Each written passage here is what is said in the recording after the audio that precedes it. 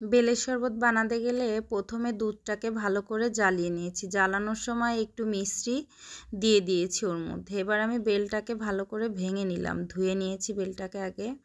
তা ভেঙে নিয়ে চামচ দিয়ে বেলটাকে আমি বের করে নেব। বের করে নেওয়া হয়ে গেলে এবার আমি এর মধ্যে দিয়ে দিব এই হাতার মাপে 1 হাতার একটু বেশি গুড় দিয়ে ভালো করে হাতটা দিয়েই চটকে নেব, কারণ হাত দিয়ে চটকালে অনেক সুবিধা হবে। তারপরে একটু চটকে নিয়ে ওর মধ্যে আমি ঢেলে দিলাম। দুধটাকে আমি ঠান্ডা করে নিয়েছিলাম।